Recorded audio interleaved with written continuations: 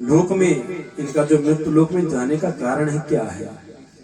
सोचते हैं, देवताओं को बोलते हैं कि कहीं पर वो भूल न जाए कि भगवान किस कार्य के लिए जा रखे हैं। ऐसा न हो कि ब्रज में ही वो अपना मन लगा बैठे, क्योंकि ब्रज से बहुत प्रेम करते हैं भगवान। गायों से, पक्षियों से, ब्रज की रज से, कण कण से भगवान प्रेम करते हैं। कण कण में भगवान का वास है नारायण। इसलिए जब नारद जी गए तो नारद जी ने कहा कि हे देवताओं, भगवान को कुछ स्मरण है कि नहीं है? सभी देव लोग प्रार्थना करते कि देव ऋषि आपको ही वहां जाना पड़ेगा ताकि भगवान को याद आ जाए, क्योंकि कंस ऐसा दुष्ट है जो किसी को भी चैन पे नहीं रहने देता। आज उसने फिर शंखचूड़, मायासुर, अष्टासुर अलग अलग तरीके से भेजे और भगवान ने उनका भी उद्धार कर लिया महाराज। अब नारद जी सोचते हैं कि अब तो जाना ही पड़ेगा। नारद जी आए कहां? मथुरा में। और मथुरा में आते ही नारद जी ने कंस को कहा कि महाराज कितने वर्ष हो गए? 11वां वर्ष चलना शुरू हो गया है और कृष्ण और बलराम ब्रज की गलियों में घूम रहे हैं, कब मारोगे? कंस कहता है महाराज, हे देवर्षि प्रणाम, मैंने तो अथक प्रयास कर लिया,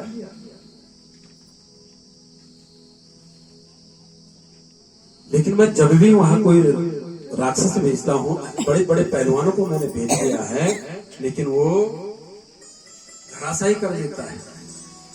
अब आप ही बताओ कि मुझे क्या करना है? कुछ ऐसा बताओ कि जिससे मैं उनका वध कर सकूं। कहते हैं अच्छा। तो नारद जी कहते, देखो तुम जब तपस्या कर रहे थे तो तुम्हें एक धनुष दिया था ना भगवान शंकर ने? कहता हाँ। तो कहते उस धनुष का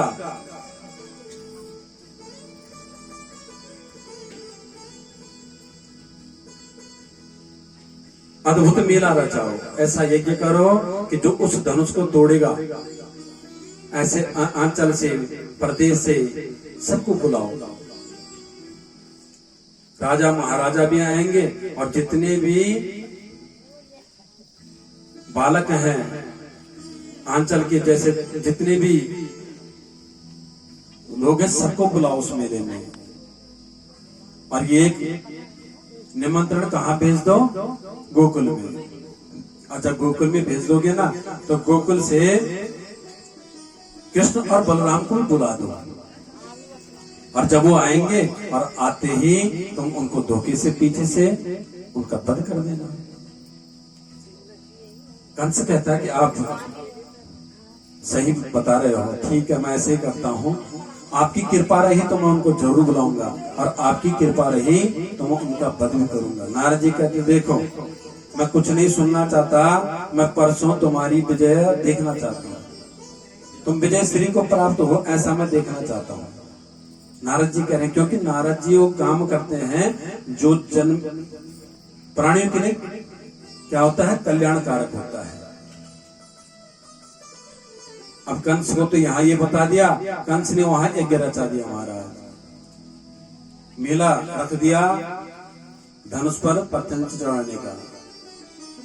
और यहां से नारद जी उठे और कहा भगवान के पास गोकुल में। और जैसे ही वहां गए तो तब तक गाय को चारण करने के बाद दोनों भाई लौट रहे थे गौदनी लग्न पे।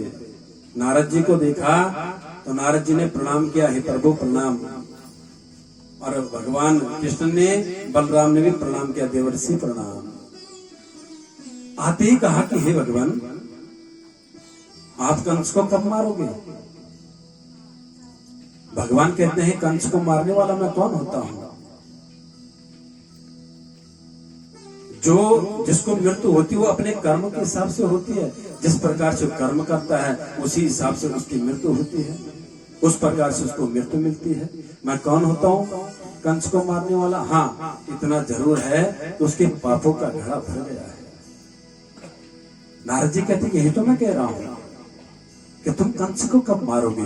भगवान कहते अच्छा, यहाँ तो ये कह रहे हो और वहां क्या कह के आए?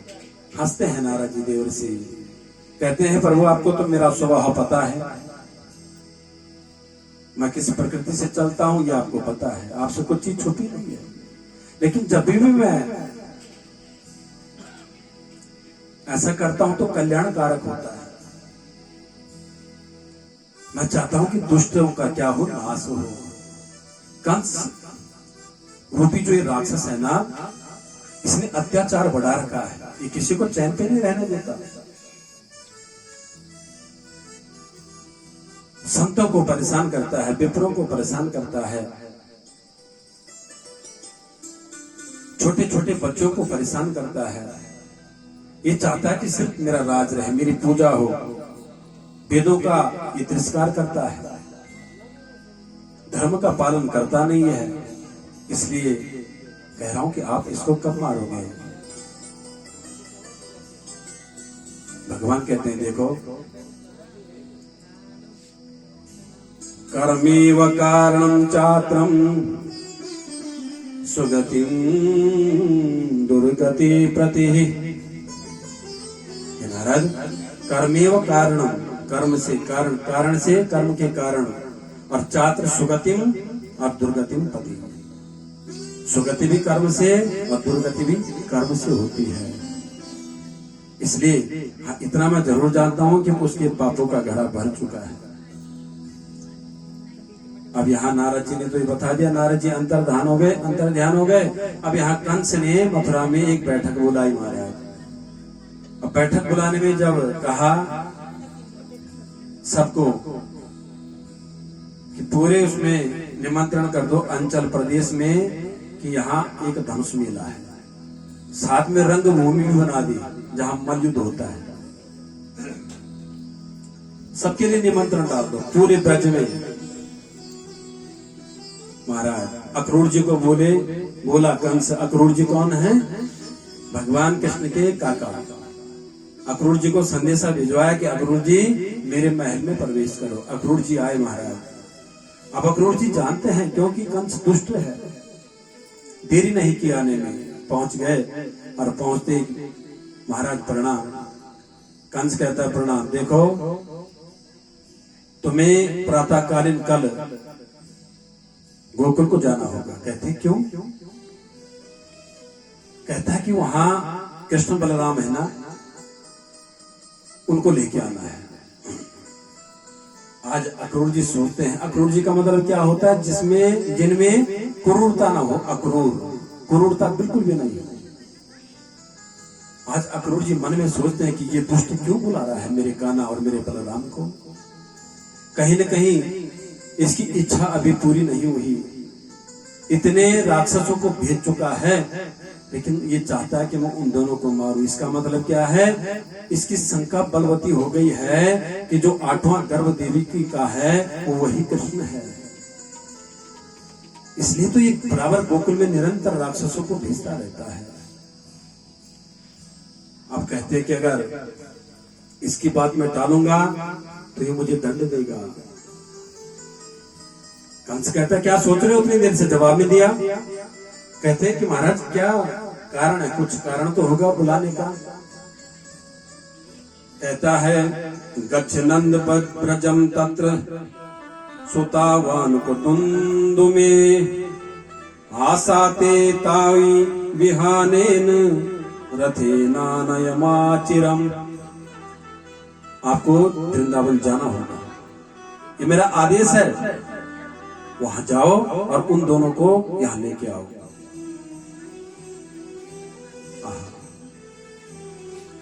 कहते कारण क्या है? कहते कि तुमने सुना नहीं था आकाशवाणी उस समय कि देवकी का अष्टम गर्भ मेरा काल होगा, और जो अष्टम गर्भ है ना वही वो काला काला जो है ना कृष्ण वही है।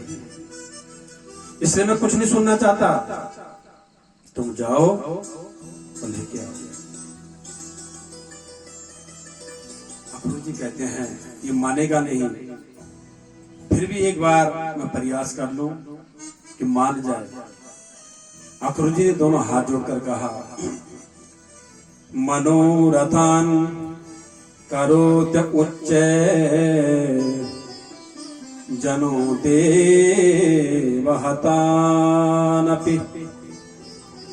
युज्यते हर्षशोकाभ्याम तथा त्याज्ञां करोमि ते।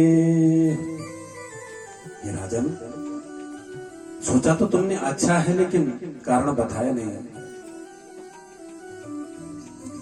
कहते तुम जा रहे हो कि नहीं जा रहे हो? तुम्हें पता है कि मेरा स्वभाव कैसा है? अगर मैंने म्यान से तलवार निकाल दी तो तुम्हारा शरीर यहाँ रहेगा, सर वहां रहेगा।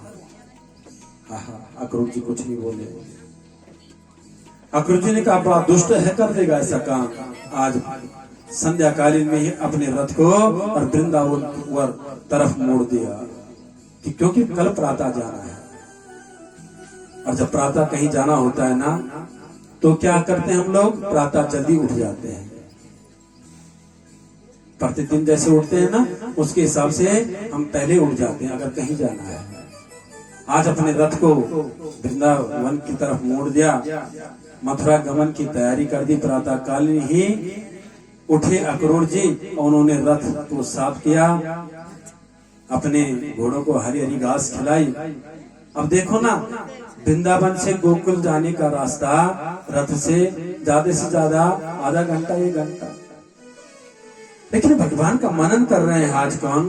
अक्रूर जी रथ में तो बैठ गए, मनन हो रहा है कि मैं आज अपने गोविंद से मिलूंगा, अपने बलराम से मिलूंगा। जहां आधा घंटा लगना था वहां 10 घंटे लग गए। कहा? गोकुल जाने में। और जहां से वृंदावन की सीमा आरंभ होती है ना वहां रथ को रोक लिया, और रथ को रोकते ही और पद यात्रा करके चले। आहा, गौदुली बेला हो गई। सुबह से चले थे, सुबह 6 बजे निकल गए थे, शाम को 6 बजे पहुंच रहे हैं गौदुली लगन पे। और वो समय क्या है गौदुली लगन? उस समय गाय अपने घर को आती है चारण से, और जब धूल उठती है ना उसको गौदुली लगन बोला गया। शुभ बेला है, बहुत शुभ बेला होती है। उस समय पूजन करना चाहिए। और जैसे ही अक्रूर जी आए तो दोनों भैया दौड़ दौड़ के गए, काका प्रणाम, काका जी प्रणाम, और चरणों में लौट गए। लेकिन अक्रूर जी ने ऊपर ही पकड़ दिया, कहते हैं कि अरे प्रभु हे लाला प्रणाम। अंक से भर दिया दोनों पुत्रों को, और कहते हैं कृष्ण कहते हैं देखो काका, आश्चर्य इस बात का है कि आप बिना बताए, कहते ऐसे आ गया।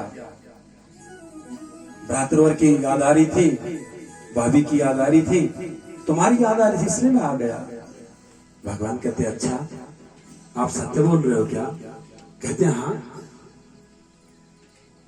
अच्छा काका, आपको कंस ने भेजा है ना कि हमको बुला के लाया, हमको मारने के लिए संदेशा दिया है।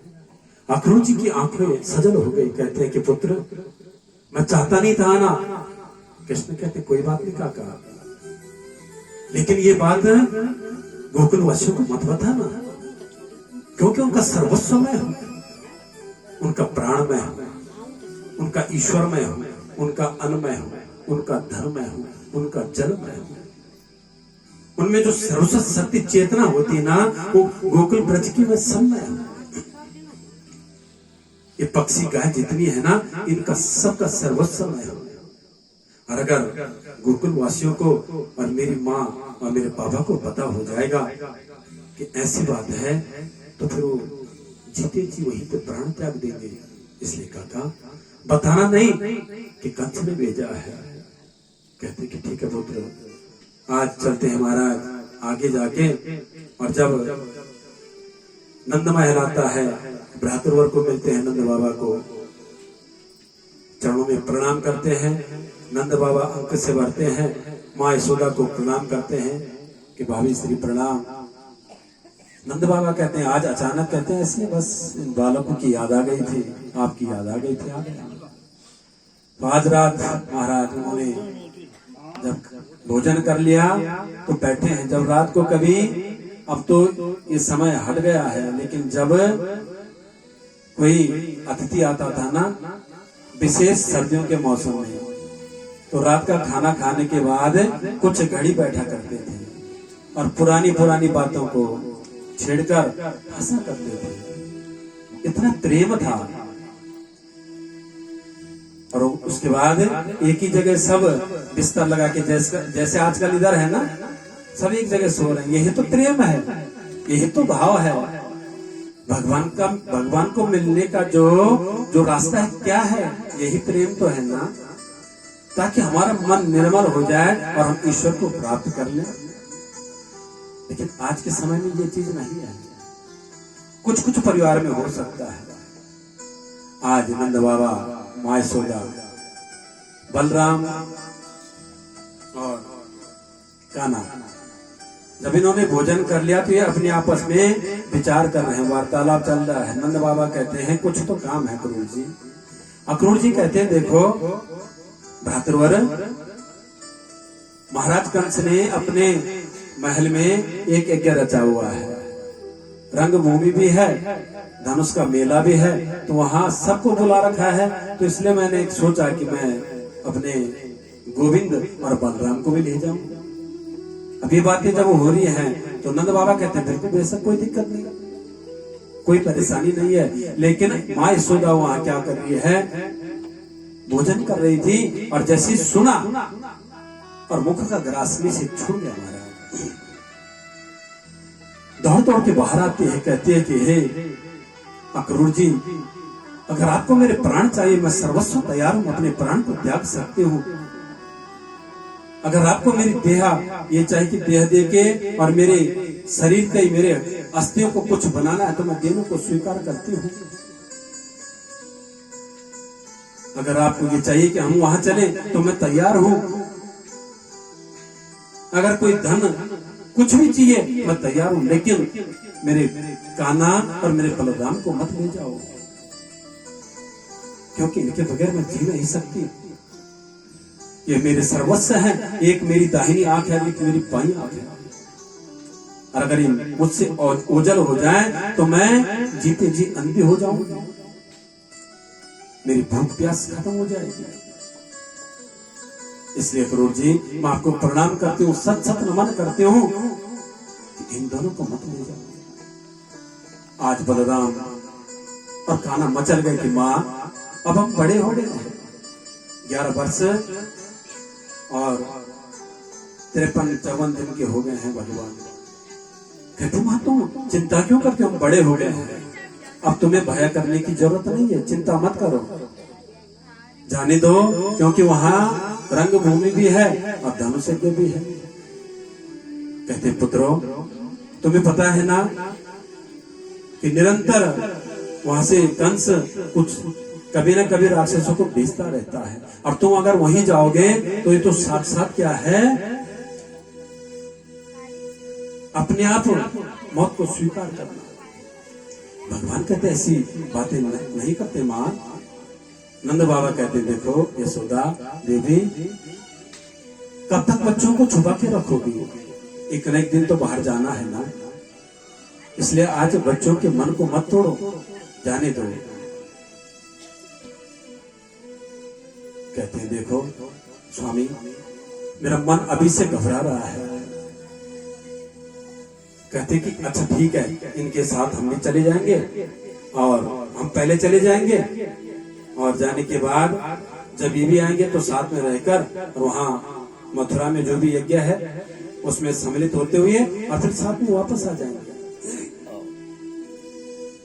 जब नंद बाबा ने कहा हम भी चले जाएंगे, सका जो कान्हा के सका है सब चले जाएंगे, तो यशोदा कुछ स्थिर तो हुई लेकिन मन में बेचैनी हो गई। अपने कक्ष में गई और रोने लग गई।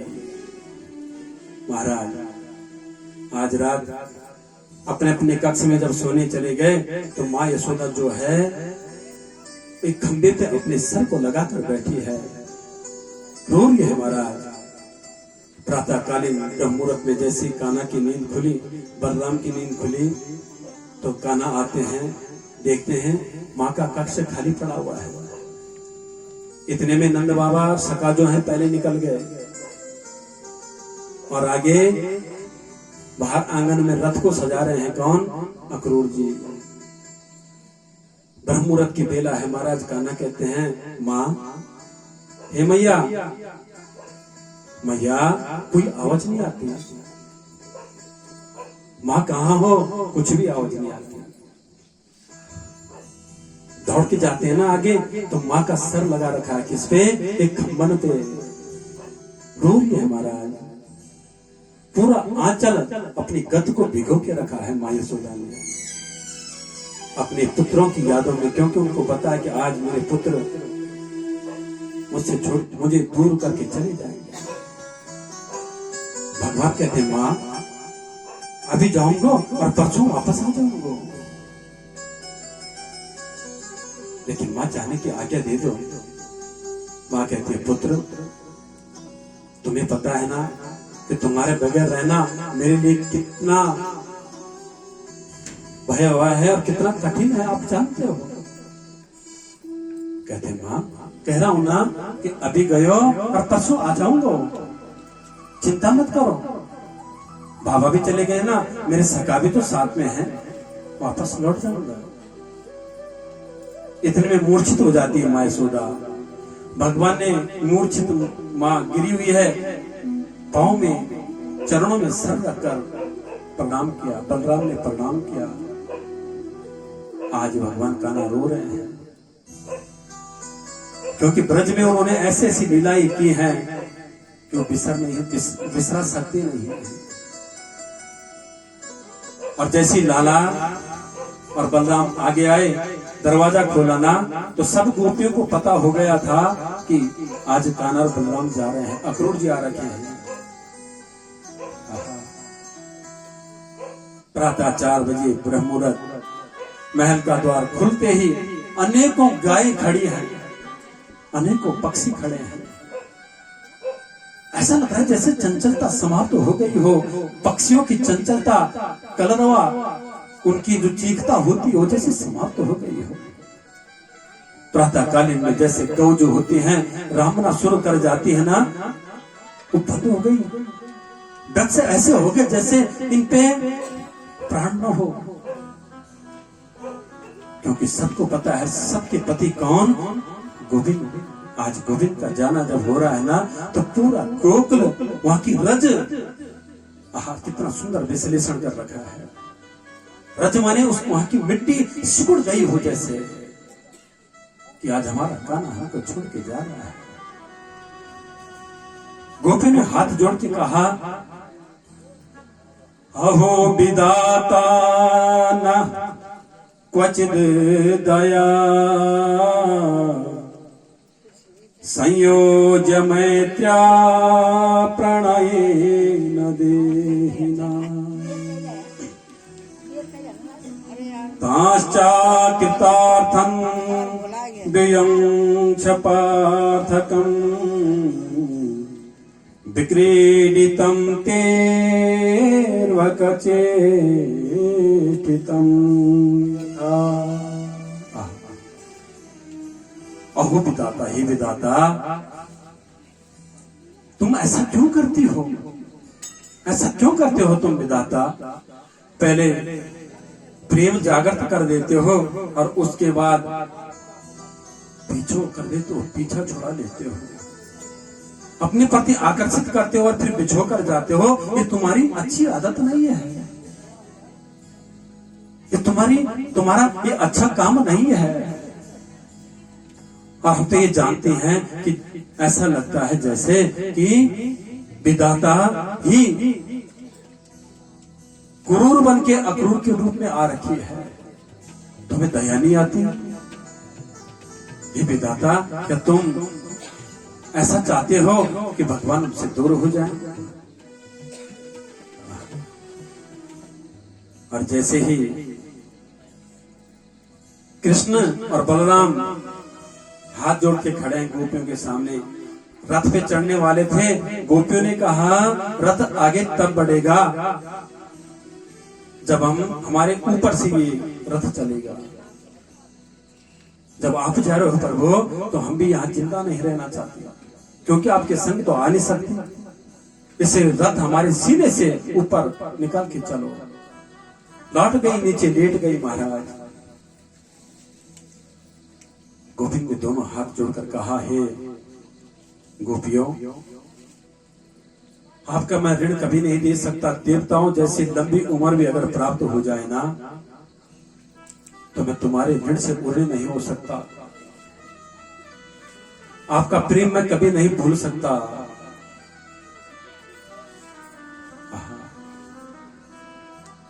और जैसे रथ पे चढ़ने वाले थे, इतने में दौड़ी दौड़ी चली आती है कौन? माँ यशोदा भाग भाग के दौड़ी चलती, गिरती फिरती, हे कान्हा, हे कनवा, हे बलराम, हे लाला, रुको रुको, अक्रूर जी रुको। रथ में बैठे दोनों भाइयों ने कूद कर वापस अपनी माँ को अंक से भर लिया।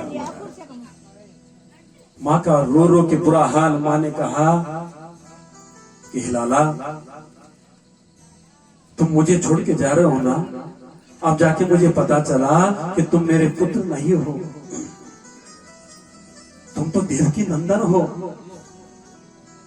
लाला, एक गोपी के नाते अनुसार अब गोपी बना दिया अपने आप को कि लाला, मैं एक गोपी हूं और गोपी के नाते अनुसार एक प्रार्थना करना चाहती हूँ। और मेरी ये प्रार्थना है कि लाला, मैंने तुमको बांधा ना एक मटकी को फोड़ने के चक्कर में, और मैंने तुम्हें बांध दियो।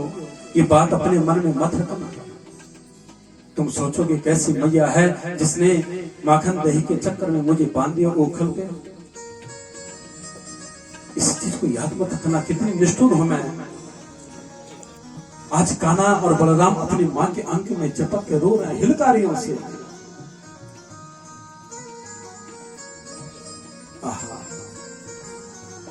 एवं गुरुवाणा बिरहा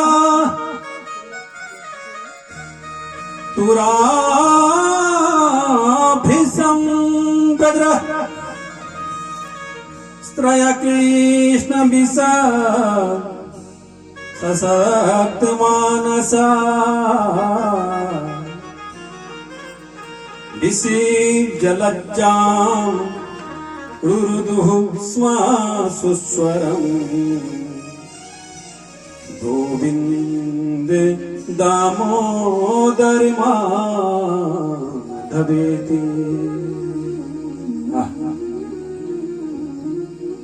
कहती है मैं गोपी के अनुसार तुमसे प्रार्थना करती हूँ। और दोनों भाइयों ने प्रणाम किया। प्रणाम करते अपनी माँ से, माँ ने छोड़ा ही नहीं। अक्रूर जी आए, अक्रूर जी ने छुड़ाया, चिपक गए दोनों पुत्र। पीछे देखते देखते रथ पे चढ़े। गोपियां जो हैं उनका रो रो के बुरा हाल हो रखा है। पक्षी गाय सब देख रही हैं। एक एक पल उनको ऐसा लग रहा है जैसे हमारे प्राण निकल जाएंगे। सबने हाथ जोड़ दिए और माँ यशोदा गोपियां पुकारने लग गई, हो मेरे रमण,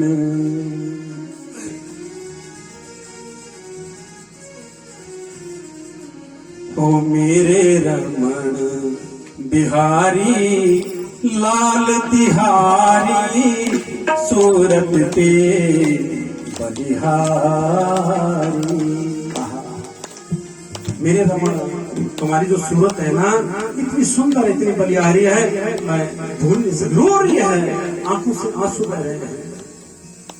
ओ मेरे रमण, ओ मेरे रमण बिहारी लाल तिहारी सूरत पे बलिहारी। मेरे रमण बिहारी लाल तिहारी सूरत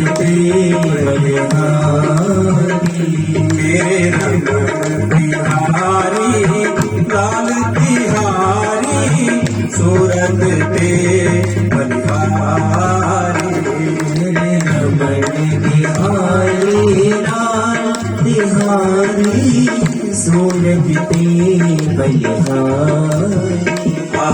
सुंदर बाबा गाओ ना, भगवान की विदाई कर रही है माँ यशोदा। जय हो।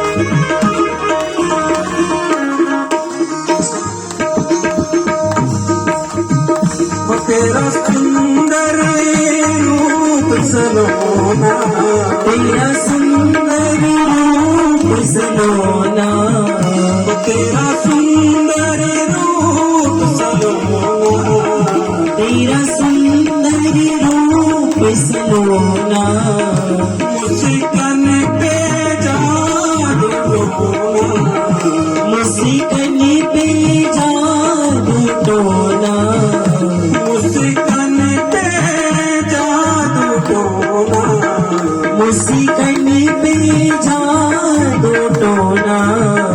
ओ जादू, ओ जादू, ओ जादू कर सरकार तिहारी सूरत पे बलिहारी।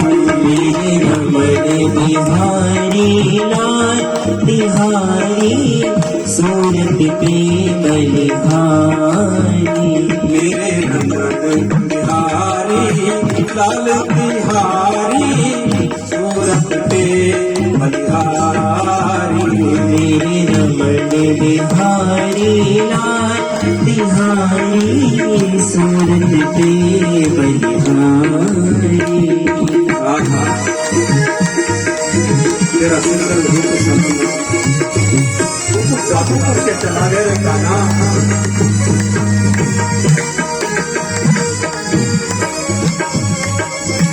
तेरे बगैर कैसे अद्भुत रहेंगे।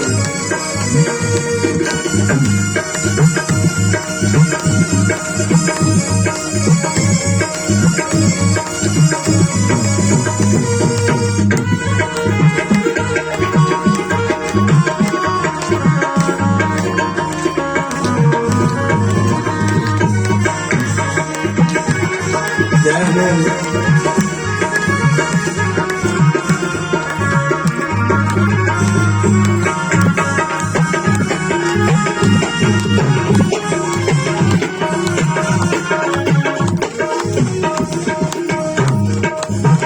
अदरों पर मुस्कान भरी, अदरों पर मुस्कान भरी, नैनों में मस्ती छाई, नैनों में मस्ती छाई।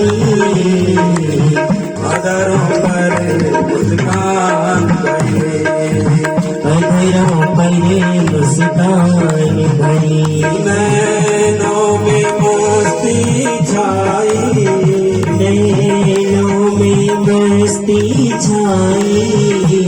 वह खुशियों भरा खजाना, तुम्हें खुशियों भरा खजाना, तुम्हें खुशियों भरा खजाना, तुम्हें खुशियों भरा खजाना।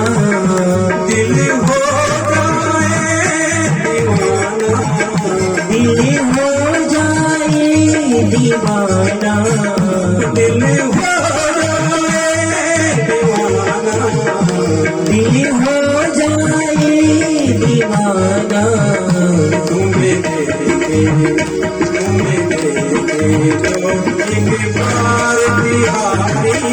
सूरत पे बिहारी मेरे रमण बिहारी लाल बिहारी सूरत पे बलिहारी मेरे रमन बिहारी लाल बिहारी सूरत पे बलिहारी मेरे रमण बिहारी लाल बिहारी सूरत पे बलिहारी हमारी खुशी खुशी है, हमारी खुशी जय हो।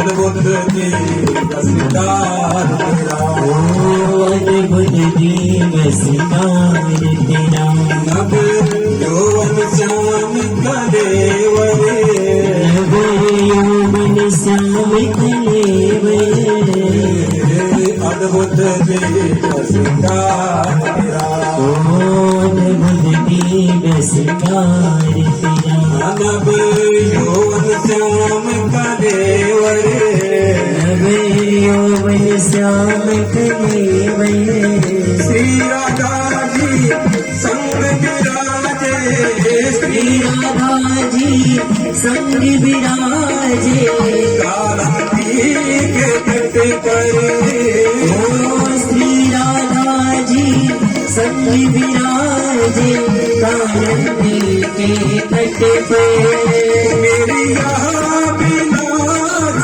मन में मेरी यह अभिलाषा मन में मेरी यहाँ विलास मन में मेरी यह अभिलाषा मन में बस जाओ इन नैनन में बस जाऊं मेरे मन में बस जाओ इन नैनन में बस जाऊं मेरे मन में इतना पार बिहारी सूरत में बलिहारी मेरे रमण बिहारी लाल बिहारी सूरत पे बलिहारी मेरे रमन बिहारी लाल बिहारी सूरत पे बलिहारी मेरे रमण बिहारी लाल बिहारी सूरत पे बलिहारी राधा रमन मेरो राधा रमण बिरो राधा रमण राधा रमन मेरो